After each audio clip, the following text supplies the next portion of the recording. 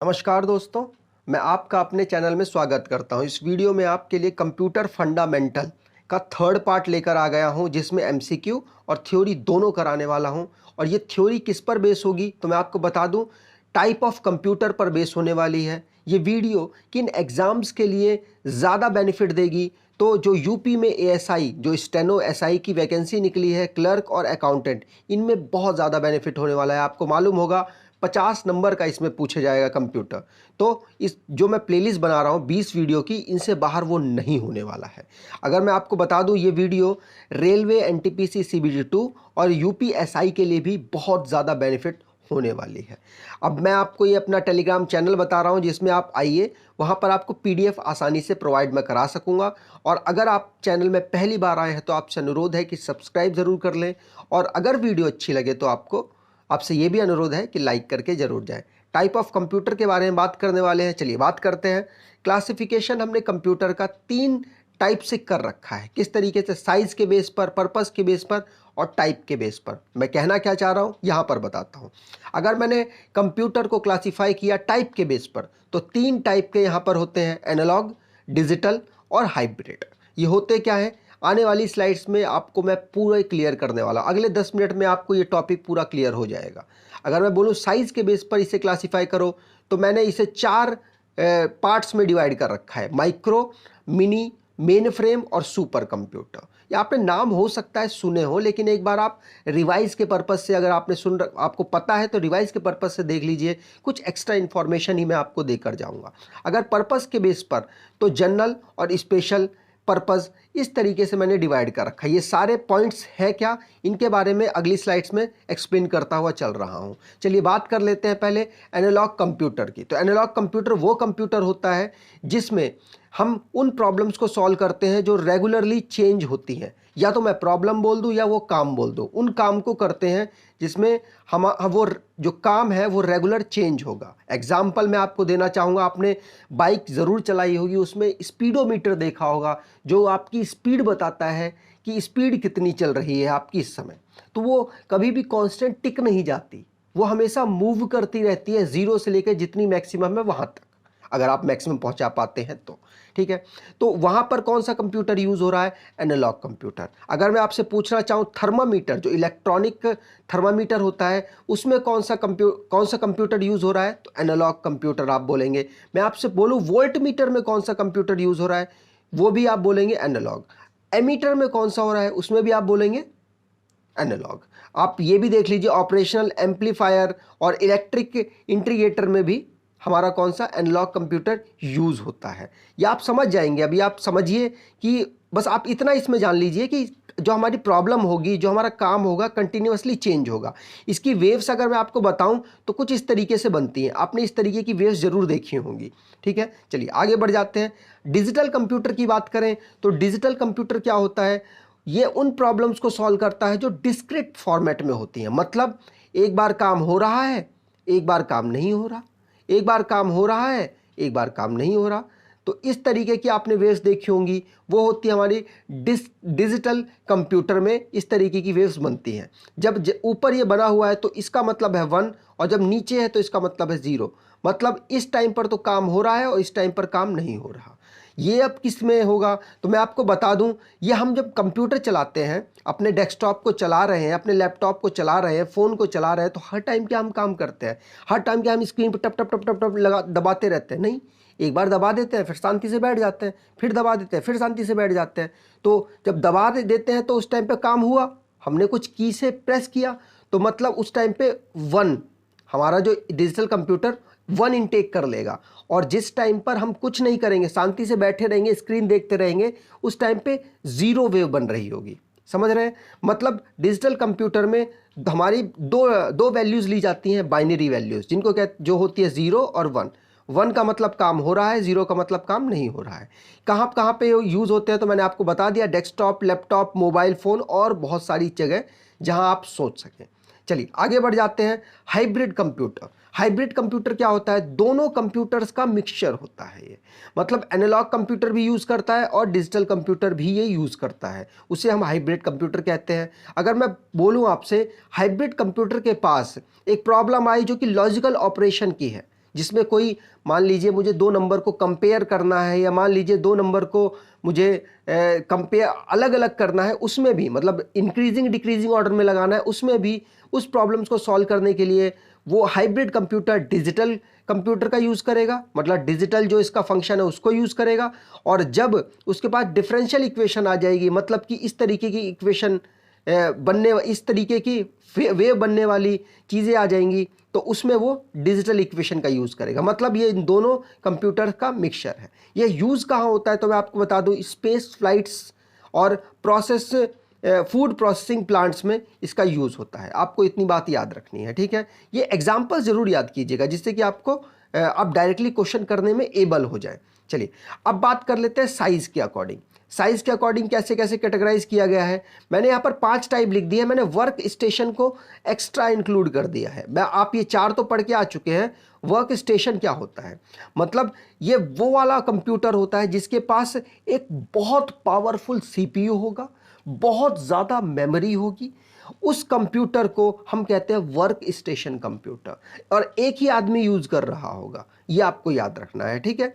चलिए इसके बारे में ज़्यादा बात नहीं करते, क्योंकि ये शायद बहुत सारी बुकों में नहीं भी दे रखा। ये 4 दे रखे हैं, लेकिन अगर आपको बोला जाए बहुत ज़्यादा बेहतरीन सीपीयू, बहुत ज़्यादा एनर्जी, बहुत ज़्यादा मेमोरी, तो उसमें आप किसको लगाएंगे आंसर? वर्क स्टेशन को लगाएंगे। आप इस बात को याद रखिएगा, ठीक है। अब बाकी चारों की मैं एक्सप्लेन करता हूँ। सुपर कंप्यूटर कौन सा कंप्यूटर होता है, मतलब ये मान लीजिए इसका काम अनलिमिटेड, इतना पावरफुल कंप्यूटर होता है आप कह नहीं सकते। अब ये कहाँ कहाँ यूज़ होता है? वेदर फोरकास्टिंग में, क्वांटम मैकेनिज्म में और क्लाइमेट रिसर्च में, इन सब कामों में इसका यूज़ होता है। परफॉर्मेंस इसकी हाई लेवल की होती है, मतलब इससे बढ़िया कोई कंप्यूटर नहीं होता, ठीक है। हम लोग यूज़ नहीं करते क्योंकि बहुत ज़्यादा मतलब इतना हाई परफॉर्म हम क्या करेंगे, ठीक है। चलिए मेन फ्रेम कंप्यूटर क्या होता है, तो ये लार्ज ऑर्गेनाइजेशन में बहुत सारा डेटा जब हमें मैनेज करना होता है, उसमें हम इसको यूज़ करते हैं।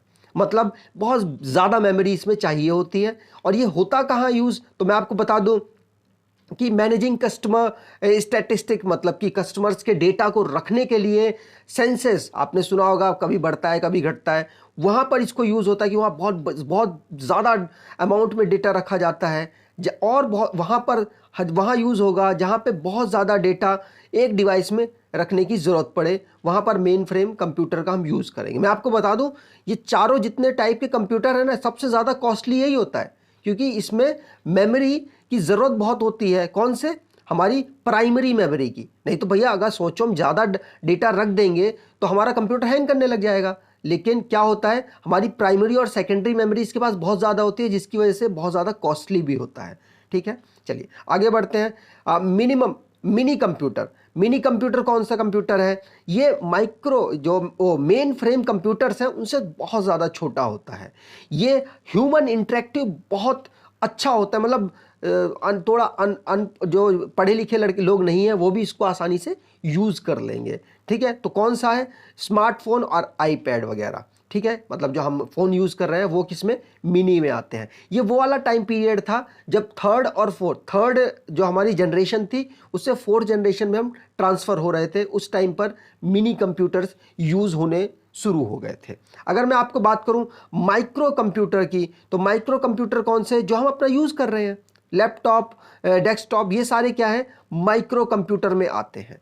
ये होते क्या है, तो मैं आपको डिफाइन करूं। ये बहुत थोड़े सस्ते होते हैं, मतलब हमें तो लगते हैं महंगे। अगर मान लो 37,000 का है तो हमारे लिए तो महंगा है, लेकिन अब मान लो सुपर कंप्यूटर आप लोगे तो 37 लाख का है वो। और अब 37,000 और 37 लाख में कितना डिफरेंस आ गया। तो मतलब उसके कंपेयर में आप मान लीजिए थोड़ा ये काफ़ी सस्ते होते हैं। और इसको डिफाइन किया जाए माइक्रो कंप्यूटर को, तो एक माइक्रो प्रोसेसर होगा और एक सीपीयू होगा, उसको हम कहेंगे माइक्रो कंप्यूटर, ठीक है। और हमारे पर्सनल यूज़ में हम ये लेते हैं, और इतना कोई बड़ी बात नहीं है। ये जनरेशन 4th में, ये माइक्रो कंप्यूटर जनरेशन 4th में यूज़ होने शुरू हुए थे, ठीक है। अब बात कर लेते हैं हम पर्पस के अकॉर्डिंग हमने किस तरीके से क्लासिफाई किया है। तो देखिए जनरल पर्पस कंप्यूटर कौन से होते हैं? जिसमें हम अपने जनरल काम कर रहे हैं, जैसे कि इनपुट कर दें, कैलकुलेशन कर दें, सेविंग कर दें, गाने सुन लें, और मतलब कितने भी काम कर लो, फ़ोन कॉल कर लें, वो हमारे कौन से होंगे? General purpose computer. एग्जाम्पल के तौर पर आप देख सकते हैं बेसिक कैलकुलेटर हो गया, लैपटॉप हो गया, डेस्कटॉप हो गया, मोबाइल फ़ोन्स हो गए, इसमें हम नॉर्मली अपने काम कर पाते हैं ना, जनरल काम कर पाते हैं। तो वो क्या है, मतलब एक से ज़्यादा काम कर पाते हैं, आप ये कह सकते हैं, ठीक है।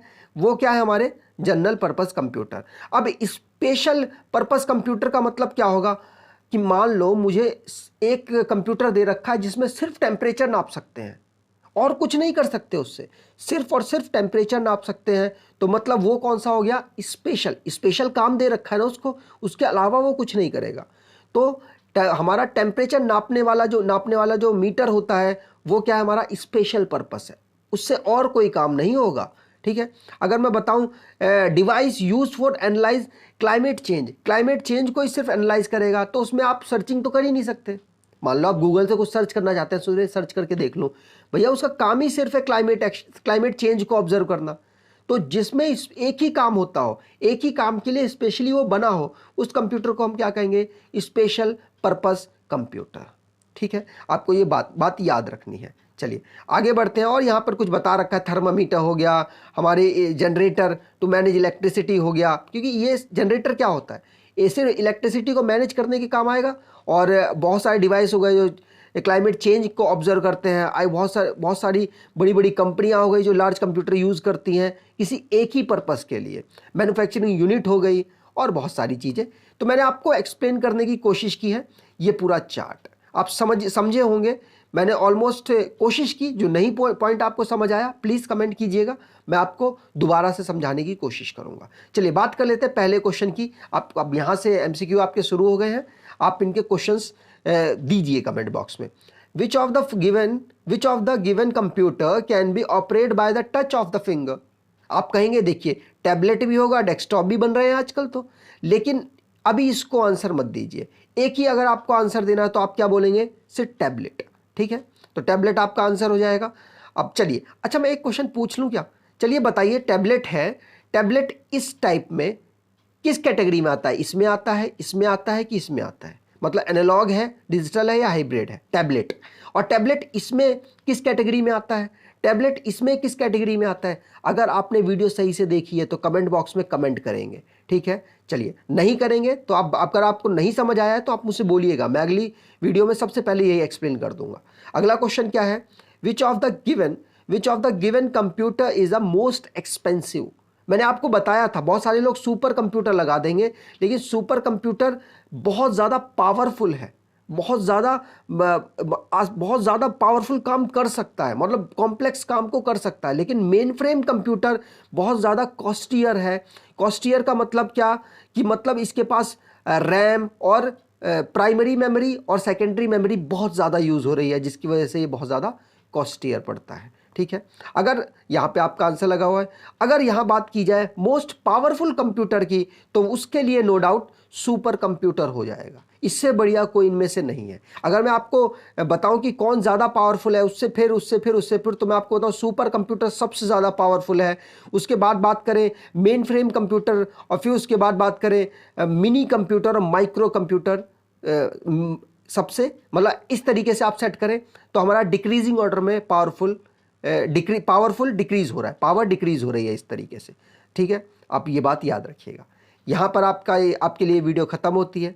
अगर आपको वीडियो अच्छी लगी है तो अब आपसे अनुरोध है कि लाइक ज़रूर कर दें, अपने दोस्तों को कम से कम 1 या 2 ग्रुप में ज़रूर शेयर कर दें, जिससे कि हाँ मुझे भी मोटिवेट मिले और लोग मेरे चैनल से जुड़े तो मुझे भी लगेगा कि और अच्छी वीडियो बनाई जाए। अगर आपको अच्छी लगी है तो आप कमेंट में रिएक्शन भी दे सकते हैं। धन्यवाद।